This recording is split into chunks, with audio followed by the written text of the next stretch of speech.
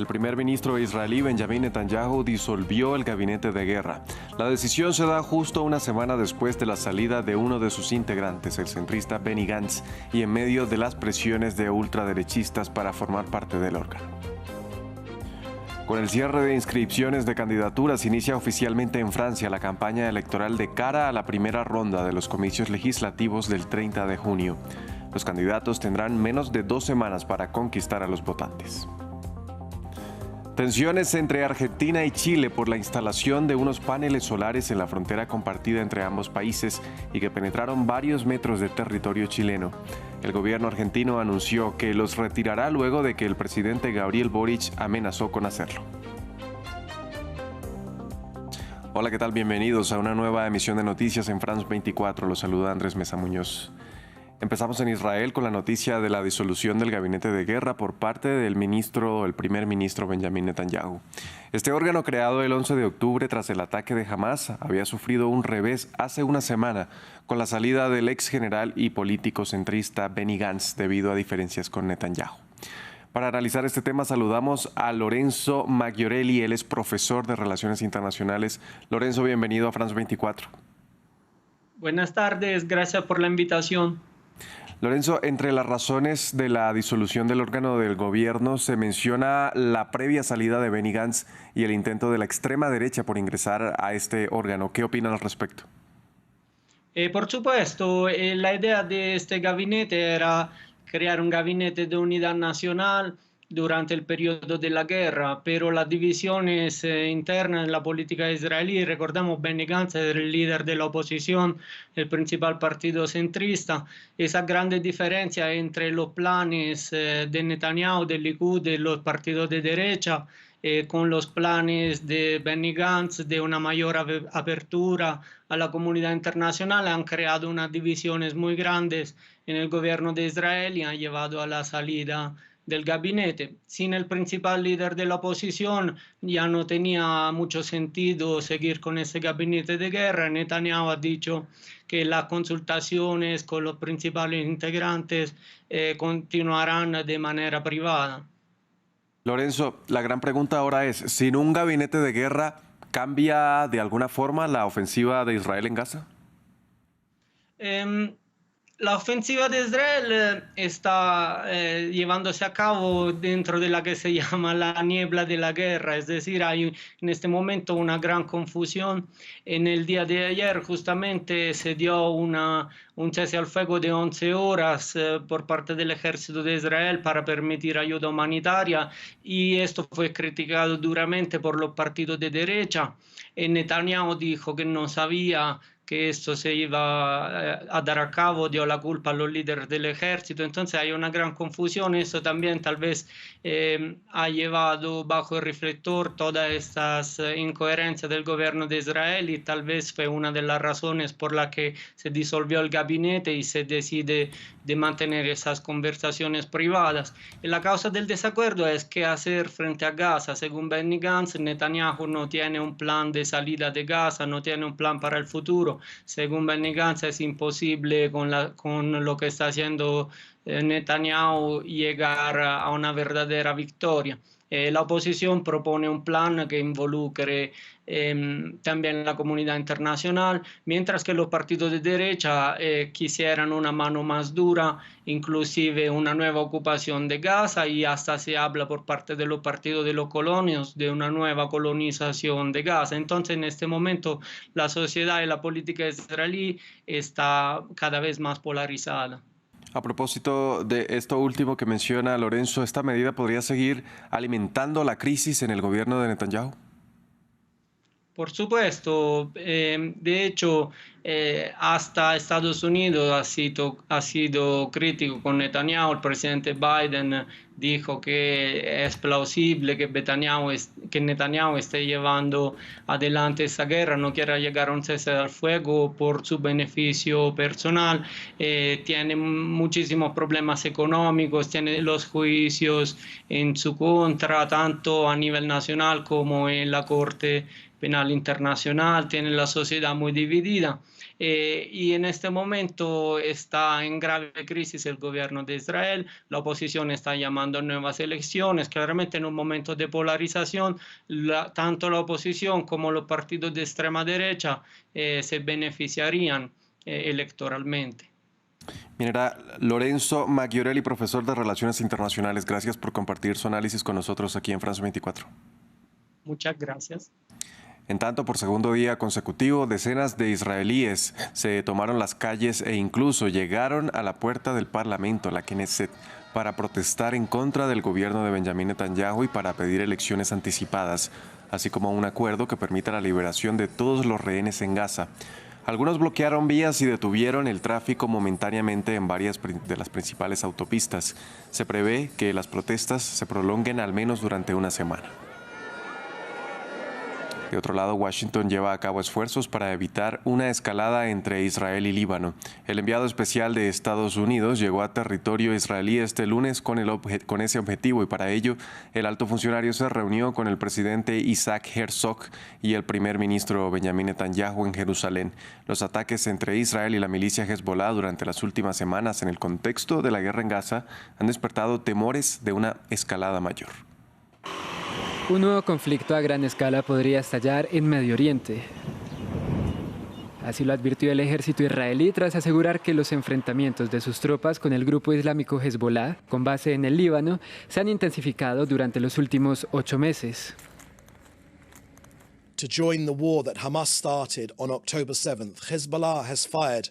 Hezbollah ha disparado más de 5.000 cohetes, misiles antitanques y vehículos aéreos no tripulados desde el Líbano contra familias, hogares y comunidades israelíes.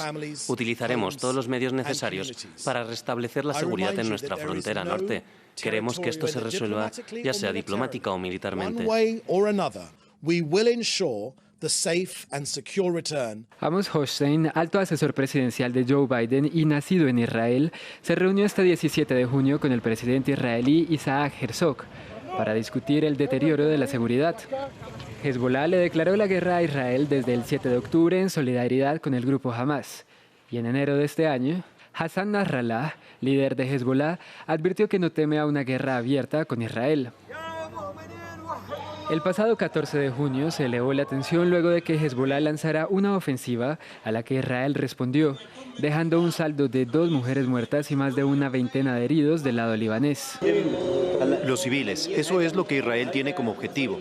Los cobardes siempre matan a civiles, no matan a soldados. Si fueran hombres y tuvieran poder militar, como afirman, matarían a soldados como ellos. Pero en general, en todas sus guerras solo hay masacres de civiles como en Gaza. El primer ministro libanés, Najib Mikati, pidió a la comunidad internacional que presione a Israel para que evite nuevas acciones militares dentro de su territorio y para que se aplique la resolución 1701 del Consejo de Seguridad de la ONU, la cual dio fin a un conflicto previo entre las dos partes en 2006 que dejó más de 1.000 muertes. Francia cerró las inscripciones para las candidaturas a las elecciones legislativas anticipadas.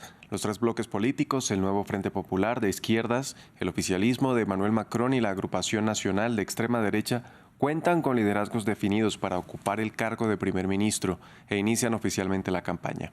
577 sillas están en juego mientras los candidatos tendrán menos de 2 semanas para convencer a los votantes. Nuestra periodista Erika Olavarría estuvo en el lanzamiento de campaña del nuevo Frente Popular y nos envió el siguiente reporte. Mostrarse unida, ese ha sido el objetivo de la izquierda y este nuevo Frente Popular que han constituido de cara a las legislativas del 30 de junio y del 7 de julio, unida tras la experiencia de la NUPES que no funcionó bien, pero sobre todo tras la experiencia de este fin de semana, cuando varios exdiputados de la Francia insumista, disidentes, no fueron investidos por esta alianza. Este acto tiene lugar aquí en Montreuil, una comuna del este de París, obrera, pero también donde viven familias, jóvenes con niños más bien de izquierda, justamente una comuna de Alexis Corbière. Aquí él es diputado y es uno de los candidatos de la Francia insumisa que no fue investido por su partido. Sin embargo, él estuvo aquí. François Ruffin, uno de los políticos de la Francia insumisa, llamó a votar por él. Y también está Raquel Garrido, su esposa y también disidente arriba del escenario.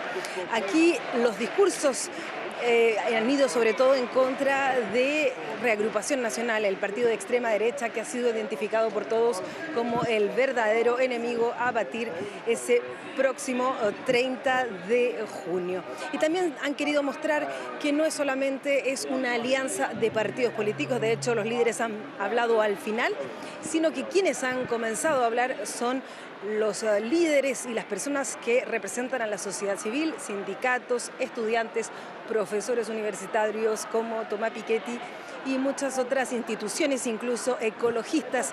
Todos ellos obviamente han hecho ver que aquí el enemigo a batir es la extrema derecha, porque si ella llega al poder se perderán todas las garantías, todas las conquistas sociales y las libertades que existen hoy en Francia. Los jefes de Estado y de Gobierno de la Unión Europea comienzan este lunes las negociaciones para renovar sus altos cargos tras las elecciones al Parlamento Europeo. Luego de la victoria del Partido Popular Europeo, se estima que la presidenta Ursula von der Leyen aseguraría un segundo mandato como jefa de la Comisión Europea. 13 de los 27 líderes del bloque pertenecen a esta formación, con lo que tendría una mayoría necesaria para ser nominada. Se estima que la presidenta del Parlamento Europeo, Roberta Metsola, también podría mantener el cargo, mientras que en el Consejo Europeo suena el nombre del ex primer ministro portugués António Costa. En medio del incremento de las tensiones geopolíticas en el mundo, el gasto en armas nucleares se dispara, ya que las potencias nucleares modernizan sus arsenales. La campaña internacional para la abolición de las armas nucleares y el Instituto Internacional de Estocolmo para la Investigación de la Paz publicaron el lunes 2 informes sobre este tema. Veamos. La carrera armamentística está en marcha. En el mundo hay 9 estados con armas nucleares: Estados Unidos, Rusia, China, Reino Unido, Francia, India, Israel, Pakistán y Corea del Norte. 91,4 mil millones de dólares es lo que gastaron estas 9 potencias el año pasado para modernizar sus arsenales de armas atómicas en un contexto de crecientes tensiones geopolíticas, según el informe de la ICANN publicado este lunes. Esto representa un aumento de 1/3 en los últimos 5 años, o casi $3.000 por segundo para financiar estas armas. En el podio del gasto total del año pasado, Estados Unidos ocupó el primer puesto con 51,5 mil millones de dólares, seguido de China con 11,8 mil millones de dólares y Rusia con 8,3 mil millones de dólares. Otro informe publicado por el Instituto Internacional de Estocolmo para la Investigación de la Paz, el CIPRI, también muestra que estos países han aumentado considerablemente su gasto a medida que modernizan sus armas nucleares, incluso desplegando nuevas. El presidente de Chile, Gabriel Boric, exigió a su homólogo argentino, Javier Milei, que retire de manera inmediata una serie de paneles solares que fueron instalados en una base militar argentina cerca de la frontera sur entre ambos países, pero que penetró varios metros de territorio chileno. Tras esto, el gobierno argentino ordenó a su ejército realizar dicha operación tan pronto como el clima se los permita. Los detalles desde Santiago con nuestra corresponsal Patricia Luna.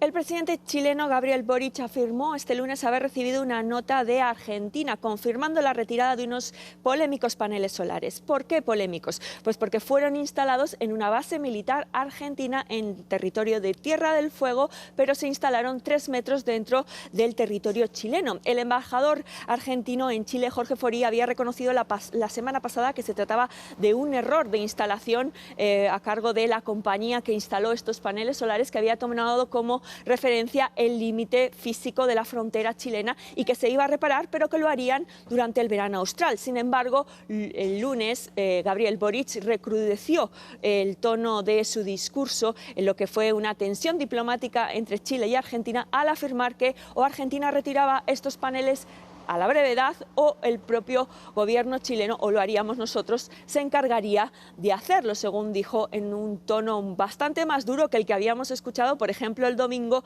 al canciller chileno Alberto Van Claveren, cuando afirmó que se trataba de un error bien intencionado por parte de Argentina. El hecho es que parece que estos paneles solares van a ser retirados, según confirmó Argentina, dando así lugar a un nuevo episodio en esta tensión diplomática en un terreno, recordemos, Tierra del Fuego, que está cerca de la Antártida, donde ha habido un interés creciente por parte de la geopolítica en los últimos meses, en las últimas semanas, y también un interés manifestado por parte del presidente argentino Javier Milei.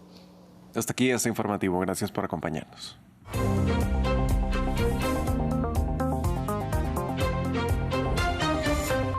Cada semana tenemos una cita para hablar de derechos humanos. Ella Soy es el programa dedicado a las mujeres y a nuestras diversidades, para revisar nuestras luchas constantes, cómo cambia el mundo y también nuestros logros. Aquí entrevistamos a las que generan el cambio en el mundo y les contamos sus historias. Ella Soy, el programa de las mujeres. Véanos cada semana en France 24 y france24.com.